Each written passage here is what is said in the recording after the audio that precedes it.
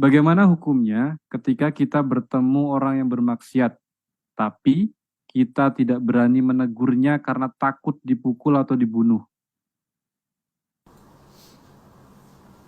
Man ra'a minkum mungkaran, siapa yang di antara kamu melihat kemungkaran, pertama falyughayyirhu biyadihi, dengan tangan. Presiden, menteri, bupati, gubernur, kapolri, kapolda, kapolres, kapolsek, panglima, dan dim, dan ramil, dan rem. Ini sanggup nih dengan kekuatan. Fa'illam yastati, kalau tidak sanggup, fabilisani, dengan lisan. Ustadz, guru, ulama, kasih tahu, ini haram, ini nggak boleh. Yang ceramah hanya menyenangkan orang aja. Nggak sanggup juga, fabi qalbi, dengan hati. Jangan senang melihat perbuatan dia. Udah buat dosa, senyum-senyum pula, ketawa pula nengok perbuatan dia. Jangan, mesti ada kebencian. Benci melihat perbuatannya, bukan orangnya. Kalau udah berhenti, dia saudara kita. Jadi kita ini golongan yang mana? Punya seragam, punya pistol, itu pun dengan tangan. Nggak punya seragam, nggak punya pistol, tapi suara menggelegar dengan lisan. Nggak punya sama sekali, dengan hati. Wadzalika adhaful iman, itulah selemah-lemah iman.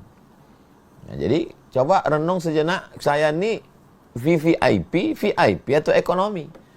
Jangan pas giliran ibadah, ekonomi. Tapi kalau sudah masalah dunia, VVIP. Berarti nggak seimbang. Tidak berdiri sama tegak, tidak sejajar. Demikian Bang Alvin. Wallahu a'lam bishawab. Saya izin bertanya Ustadz, mengenai hati yang di masjid yang tadi, perkara anak kecil kan di masjid itu sekarang itu ada TPA Ustadz. Nah setelah pengajian maghrib itu anak-anak kan pada sholat, pada berisik tuh. Konteksnya sama pengurus masjid bentrok Ustadz, yang mengakibatkan bentrok sama orang tuanya. Nah, sedangkan si anak ini laporan sama orang tuanya dan mengakibatkan tidak mau jamaah ke masjid. Nah, ini hukumnya bagaimana saja? Apakah pengurus ini berdosa atau orang tua yang berdosa gitu, Ustaz? Terima kasih, Ustaz. Assalamualaikum warahmatullahi wabarakatuh. Waalaikumsalam. Pengurus masjid sama orang tua duduk. Wa amruhum syura bainahum. Orang beriman memutuskan perkaranya dengan musyawarah. Duduk. Buat undangan kepada bapak-bapak, ibu-ibu, pengurus masjid, kita duduk bersama. Judulnya mau dibawa kemana hubungan kita ini? Mau dibawa kemana anak kita ini? Kalian pengurus akan mati semua pengurus. Nanti potongkan ini jawaban saya ini, kasih ke pengurus. Kalian semua pengurus-pengurus sudah tua, mati kalian nanti semua. Bapak-bapak pun kalian mati juga semua. Yang akan melanjutkan hidup, melanjutkan masjid itu, inilah anak-anak kalian ini. Sekarang kalian berkelahi, anak kalian murtad, anak kalian penyalahguna narkoba, anak kalian pemabuk. Nah, nanti di alam barzah baru kalian bingung dapat. Jadi duduk kalian. Ayah tanya, kenapa kalian tak setuju anak kami ini ke masjid, Pak pengurus? Masjid ini kan punya Allah, bukan punya bapak kalian. Kata pengurus masjid, tak tahan telinga kami mendengar anak ini ribut. Apa solusinya? Kalau gitu solusinya, diangkat satu petugas, pakai baju seragam, memegang rotan. Macam di Masjid An-Nur Pekanbaru. Anak-anak dibuat satu sop lurus. Petugas pakai jubah hijau, pakai rotan.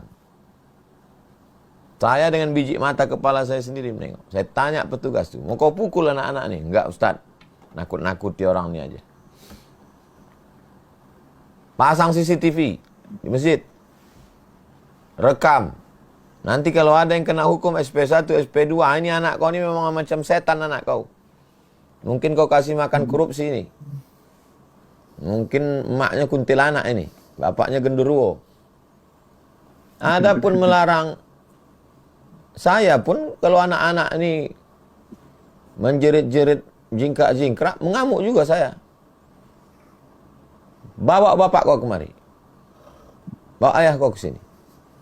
Nah, jadi dudukkan bersama. Cari solusi jalan tengahnya kemana. Insya Allah, kalau niat kita baik, niat kita supaya anak-anak ini jadi orang, supaya selamat masjid kita, pengurusnya sama bapak ibunya, yurida islahan yuwaffiqillahu bainahuma. Kalau mereka mau islah, maka Allah akan melembutkan hati mereka berdua. Mudah-mudahan Pak pengurus bisa menerima, orang tua juga bisa menerima. Nanti kalau dikritik, dihukum anaknya jangan marah, karena ada CCTV, memang anakku nakal, bandel. Lalu kemudian Bapak pengurus pun juga menemukan titik tengah solusi, cara anak-anak ini supaya bisa tetap dididik di masjid.